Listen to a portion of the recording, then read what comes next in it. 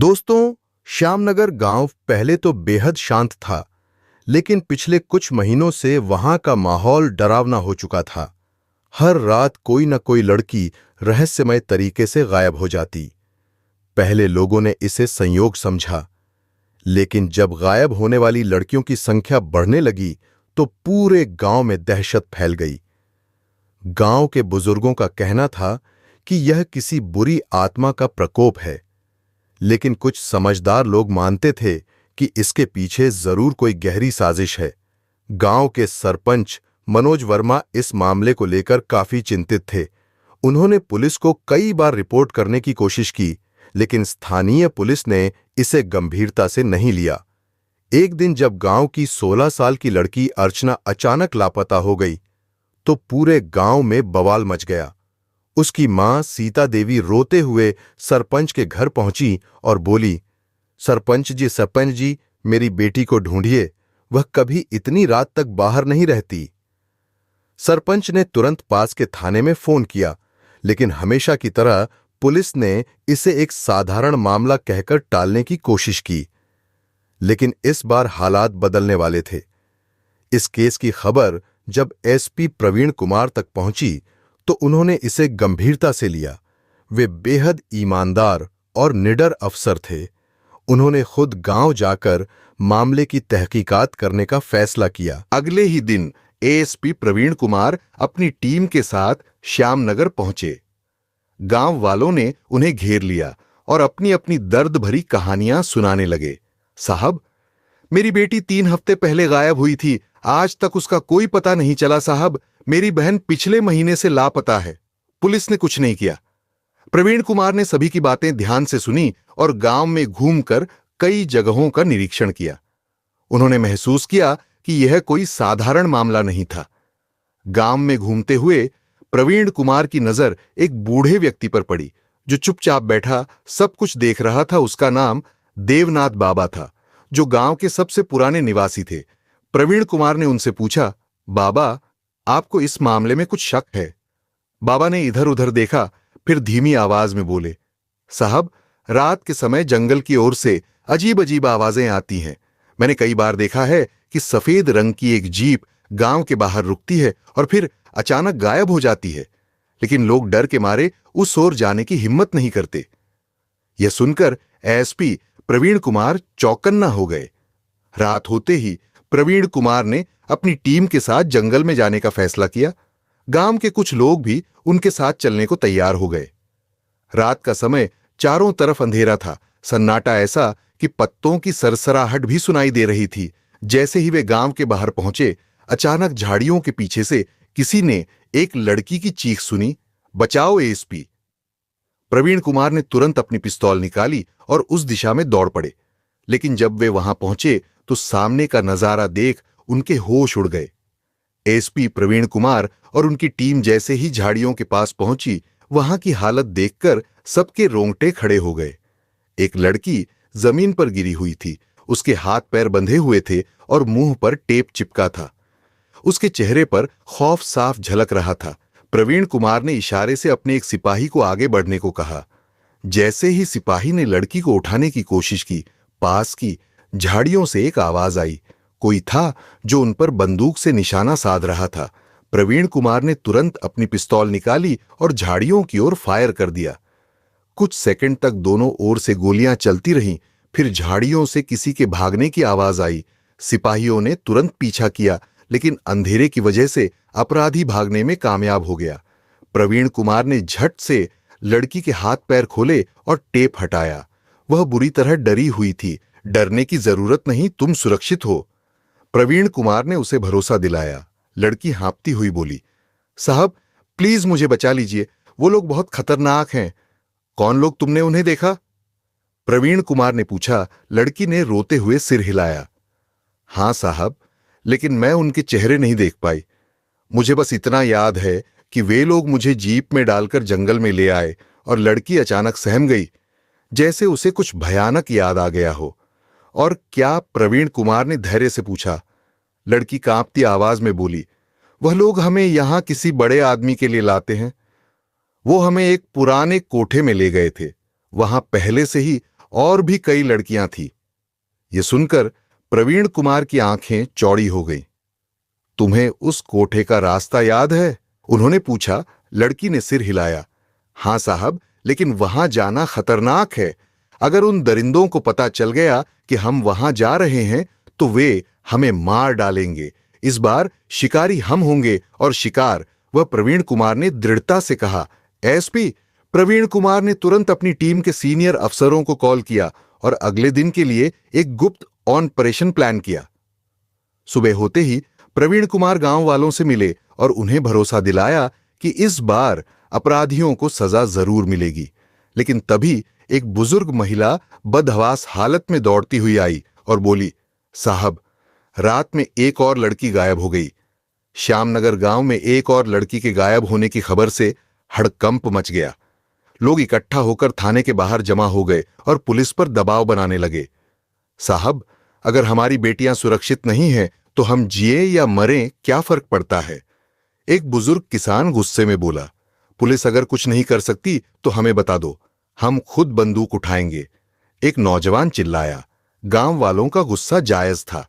SP Praveen Kumar ने लोगों को शांत कराते हुए कहा, इस बार अपराधी बच नहीं पाएंगे, हम जल्द ही उन तक पहुंच जाएंगे।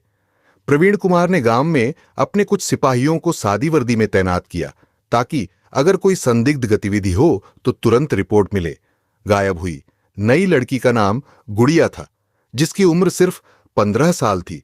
उसकी मां रोते हुए बोली, साहब, रात को वह खाना खाकर सोई थी। सुबह देखा तो उसका बिस्तर खाली था, दरवाजा भी अंदर से बंद था। ये सुनकर प्रवीण कुमार चौंक गए। मतलब कोई अंदर से ही दरवाजा खोल सकता था। उन्होंने तुरंत घर का मुआयना किया। कमरे की खिड़की टूटी हुई थी और फर्श पर जूते के निशान थे। यह निशान हमें दरिंदों तक ले जा सकते हैं। प्रवीण कुमार के टीम से एक सिपाही जो गांव में सादी वर्दी में घूम रहा था, भागते हुए आया और बोला, साहब, गांव के बाहर वाले रास्ते पर रात में एक सफेद जीप खड़ी थी। जब मैंने पास जाने की कोशिश की तो वह तेजी से जंगल की ओर भाग गई। प्रवीण कुमार को देवनाथ बाबा की बात याद आई, जो पहले भी सफेद जीप के बारे में बता चुके थे। अब हमें पता चल चुका है कि लड़कियों को ले जाने के लिए यही जीप इस्तेमाल हो रही है। एसपी प्रवीण कुमार ने अपराधियों तक पहुंचने के लिए एक नई योजना बनाई। उन्होंने तय किया कि पुलिस की एक टीम गांव के बाहरी इलाके में जंगल के पास छिपकर निगरानी करेगी। गांव की एक महिला पुलिस अधिकारी गायब होती लड़कियों में से एक बनने का नाटक करेगी। अगर अपराधी उसे उठाने आए तो पुलिस पीछा कर उन्हें रंगे हाथ पकड़ लेगी। रात होते ही प्रवीण कुमार और उनकी टीम सतर्क हो गई। गांव की महिला पुलिस अधिकारी रीता को गांव की एक आम लड़की की तरह तैयार किया गया और उसे गांव के बाहरी इलाके में भेजा गया। घंटों इंतजार के बाद आधी रात को दूर से एक सफेद जीप धीरे धीरे गांव के पास आती दिखाई दी। सभी पुलिस वाले अपनी अपनी जगह छिप गए और पूरी तरह तैयार रहे। जीप करीब आई और उसमें से 2 आदमी उतरे। वे इधर उधर देखने लगे, फिर धीरे से लड़की के पास पहुंचे। तभी प्रवीण कुमार ने इशारा किया, अभी नहीं, थोड़ा और नजदीक आने दो। जैसे ही अपराधी सीमा को जबरदस्ती उठाने लगे, प्रवीण कुमार गरजते हुए बोले, पुलिस, कोई भागने की कोशिश मत करना। लेकिन अपराधी चौंक गए और भागने की कोशिश करने लगे। तभी पुलिस ने फायरिंग शुरू कर दी। धाय धाय एक अपराधी घायल होकर गिर पड़ा, जबकि दूसरा जीप लेकर भागने की कोशिश करने लगा।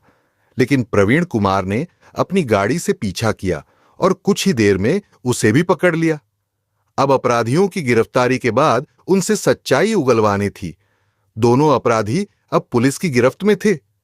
प्रवीण कुमार ने उन्हें थाने ले जाकर पूछताछ शुरू की। बता, तुम कौन हो और लड़कियों को कहां ले जाते थे? प्रवीण कुमार ने एक अपराधी के सामने कुर्सी खींचते हुए कहा। पहला अपराधी जो घायल था, दर्द से करा रहा था। उसने घबराते हुए कहा, साहब, हम सिर्फ ड्राइवर हैं, हमें बस लड़कियों को जंगल तक पहुंचाने का काम दिया जाता है। कौन देता है तुम्हें? यह आदेश प्रवीण कुमार की आवाज सख्त थी। दूसरा अपराधी जो अभी तक चुप था, डरते हुए बोला, साहब, हमें कुछ नहीं पता, हम सिर्फ पैसे के लिए काम करते हैं।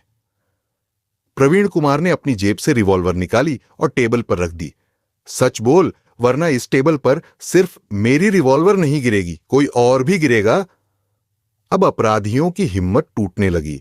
कुछ देर बाद घायल अपराधी बोला, साहब, हमें एक आदमी से ऑर्डर मिलता था जिसका नाम पुष्पेंद्र ठाकुर है। वह जंगल के अंदर एक पुराना कोठा चलाता है, वहीं पर लड़कियों को ले जाया जाता है। यह सुनकर प्रवीण कुमार की आंखों में गुस्से की लपटें उठने लगी। पुष्पेंद्र ठाकुर कौन है? वह एक बड़ा आदमी है साहब। देखने में गांव का साधारण आदमी लगता है, लेकिन असल में वह एक बहुत बड़ा अपराधी है। अब पुलिस के पास एक नाम था, पुष्पेंद्र ठाकुर। एसपी प्रवीण कुमार ने अपने 2 खास सिपाहियों को गांव में भेजा ताकि वे पुष्पेंद्र ठाकुर पर नजर रख सकें।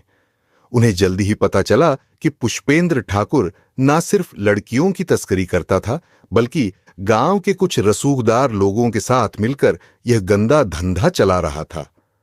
पुष्पेंद्र ठाकुर खुलेआम गांव में घूमता था, लेकिन उसके असली चेहरे से कोई वाकिफ नहीं था। अब प्रवीण कुमार कोठे तक पहुंचकर वहां बंद लड़कियों को बचाना चाहते थे, लेकिन बिना किसी योजना के हमला करना खतरनाक हो सकता था। उन्होंने गांव की कुछ महिलाओं से मदद मांगी जो पहले ही अपनी बेटियों के गुम होने से परेशान थी। फिर ईएसपी साहब ने एक योजना बनाई कि एक महिला पुलिसकर्मी को बंधक लड़की बनाकर पुष्पेंद्र ठाकुर के आदमियों के पास भेजा जाएगा। जैसे ही वे उसे कोठे तक ले जाएंगे, पुलिस उनकी जीप का पीछा करेगी।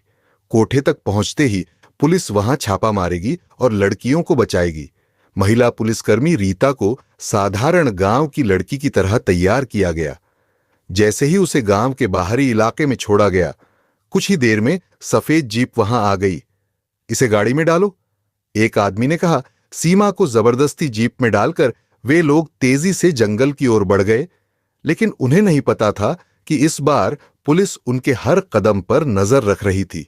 कुछ ही मिनटों बाद प्रवीण कुमार अपनी टीम के साथ उनके पीछे पीछे जंगल में दाखिल हो गए। जीप जब कोठे के गेट पर रुकी तो वहां का नजारा चौंकाने वाला था। एक बड़ा पुराना कोठा जिसके अंदर से लड़कियों की चीखें आ रही थी। जंगल के घने अंधेरे में वह पुराना कोठा किसी भूतिया हवेली की तरह दिख रहा था। कोठे के अंदर से लड़कियों की चीखें आ रही थी। एसपी प्रवीण कुमार और उनकी टीम धीरे धीरे कोठे के चारों ओर घेराबंदी करने लगे। अंदर का खौफनाक मंजर था। गीता को जीप से खींचकर अंदर ले जाया गया। कोठे के अंदर का दृश्य बेहद दर्दनाक था।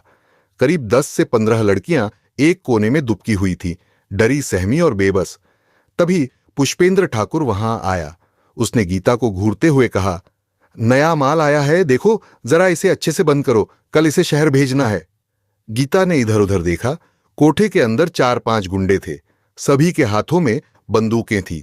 बाहर एसपी प्रवीण कुमार अपनी टीम को इशारा कर चुके थे, हमले के लिए तैयार रहो। जैसे ही एक गुंडे ने सीमा की तरफ बढ़ने की कोशिश की, सीमा ने इशारा किया, तभी दरवाजा जोर से टूटा और धाय धाय की आवाज गूंज उठी। पुलिस ने अंदर घुसते ही फायरिंग शुरू कर दी। गुंडों ने भी जवाबी फायरिंग शुरू की, लेकिन प्रवीण कुमार और उनकी टीम पहले से तैयार थी। पुष्पेंद्र ठाकुर को जैसे ही पता चला कि पुलिस आ चुकी है, वह पिछले दरवाजे से भागने की कोशिश करने लगा, लेकिन प्रवीण कुमार पहले से ही उस रास्ते पर तैनात थे। रुक जा पुष्पेंद्र, अब तू कहीं नहीं भाग सकता, प्रवीण कुमार ने बंदूक तानते हुए कहा। पुष्पेंद्र ने अपनी पिस्तौल निकाल ली और गोली चलाने की कोशिश की, लेकिन प्रवीण कुमार पहले ही ट्रिगर दबा चुके थे। पुष्पेंद्र ठाकुर के सीने में गोली लगी और वह तड़पते हुए जमीन पर गिर पड़ा। उसके बाकी गुंडों को पुलिस ने पकड़ लिया और हथकड़ियां पहनाकर जीप में डाल दिया। पुलिस ने कोठे में बंद सभी लड़कियों को आजाद किया। वे सब डर और सदमे में थी, लेकिन जैसे ही उन्होंने देखा कि पुलिस उन्हें बचाने आई है, वे रोते हुए प्रवीण कुमार के पैरों में गिर गई। साहब, आपने हमें बचा लिया, एक लड़की ने रोते हुए कहा। प्रवीण कुमार ने उसे उठाते हुए कहा, अब तुम्हें डरने की जरूरत नहीं, यह दरिंदे अब कभी किसी को तकलीफ नहीं देंगे। जब पुलिस गांव लौटी तो सभी गांव वाले उनका इंतजार कर रहे थे। जैसे ही उन्होंने लड़कियों को सही सलामत देखा, गांव खुशी से झूम उठा। गांव वालों ने एसपी प्रवीण कुमार को अपने कंधों पर उठा लिया और जोर जोर से नारे लगाने लगे। एसपी साहब जिंदाबाद, प्रवीण कुमार अमर रहे। इस बहादुरी के लिए सरकार ने एसपी प्रवीण कुमार को गोल्ड मेडल से सम्मानित किया। श्यामनगर गांव, जो कभी डर और आतंक के साए में जी रहा था, अब चैन की नींद सो सकता था।